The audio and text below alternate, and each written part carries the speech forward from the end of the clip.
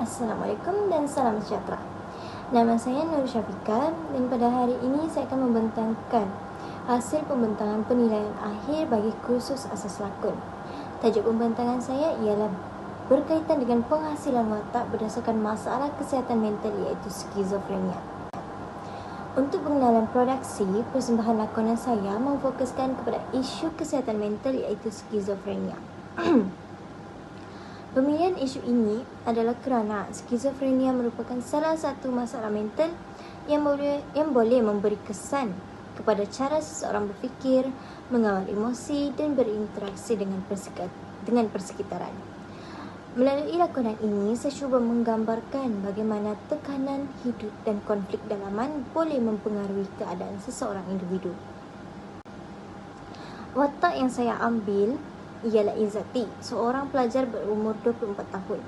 Izzati merupakan seorang wanita yang mengalami penyakit mental iaitu skizofrenia akibat tekanan hidup dan konflik keluarga. Masalah yang dialami oleh watak ini bukan sahaja memberi kesan kepada emosi tetapi turut mempengaruhi pemikiran dan tindakan dalam kehidupan seharian. Dalam membina watak ini, saya cuba memahami keadaan psikologi watak supaya emosi dan pergerakan yang ditunjukkan lebih sesuai dengan keadaan yang dialami. Seterusnya ialah analisis skrip dan pembinaan watak. Bagi watak Izzati, super objektif atau matlamat utama watak ialah ingin mengubah kehidupan keluarganya menjadi lebih baik.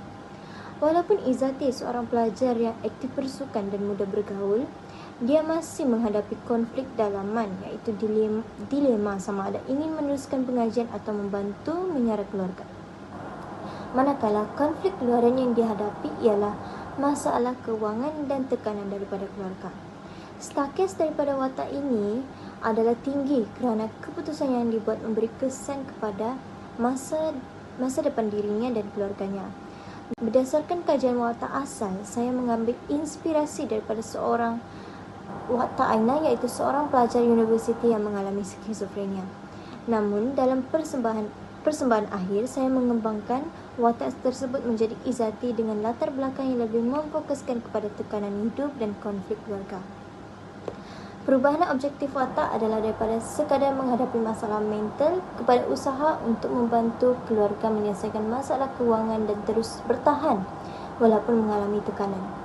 Elemen halusinasi masih dikekalkan kerana ia merupakan salah satu ciri penting dalam menggambarkan keadaan watak yang mengalami skizofrenia. Dalam menghasilkan watak ini, saya menggunakan beberapa teknik lakonan. Yang pertama ialah teknik Magic If, iaitu saya membayangkan keadaan sekiranya seseorang yang saya sayangi mengutuk atau memarahi saya.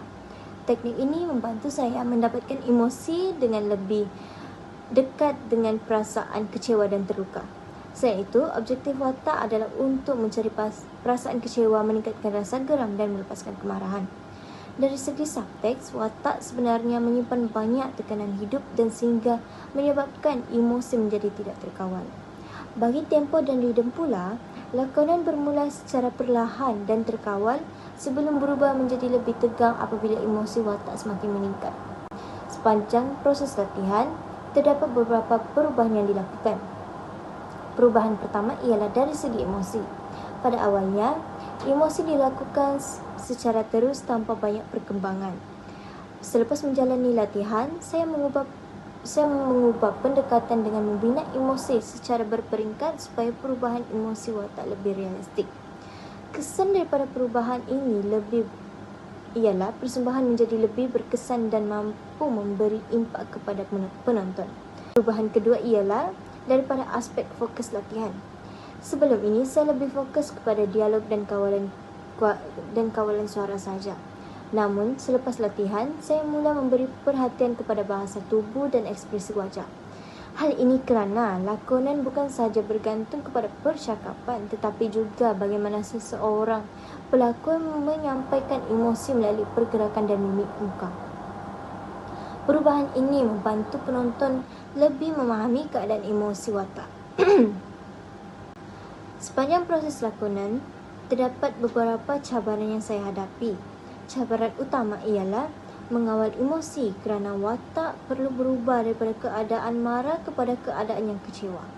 Saya juga perlu memastikan fokus emosi kekal semasa latihan. Dari segi teknikal pula, cabarannya ialah mengawal kelantangan suara supaya lebih konsisten. Penyelesaian yang dilakukan adalah melalui latihan berulang serta menerima pandangan dan tunjuk ajar daripada pensyarah bagi memperbaiki teknik lakonan. Melalui proses ini, saya dapat mengenal pasti kekuatan diri saya. Antara kekuatan saya ialah dapat memahami emosi watak, memberi komitmen sepanjang latihan dan berani mencuba emosi yang lebih kompleks. Namun, terdapat juga kelemahan seperti kesukaran mengawal kelantangan suara dan membentuk ekspresi wajah yang sesuai. Daripada kelemahan tersebut, saya belajar bahawa seorang pelakon perlu sentiasa memperbaiki teknik dan memahami watak dengan lebih mendalam. Secara keseluruhannya, proses lakonan ini banyak membantu saya memahami proses pembinaan watak. Saya dapat melihat hubungan antara teori dan amali dalam menghasilkan sesuatu persembahan. Selain itu, proses ini juga meningkatkan keyakinan diri saya dalam lakonan. Saya juga sedar bahawa penghayatan emosi dan teknik persembahan perlu sentiasa diperbaiki supaya hasil lakonan menjadi lebih baik pada masa akan datang. Kesimpulannya, penghasilan watak Izzati memberi pengalaman kepada saya untuk memahami bagaimana seseorang pelakon membina watak melalui kajian teknik dan latihan. Melalui watak ini juga saya dapat menyampaikan gambaran tentang kesan tekanan hidup dan masalah kesihatan mental terhadap seseorang individu. Sekian saja pembentangan daripada saya. Sekian, terima kasih.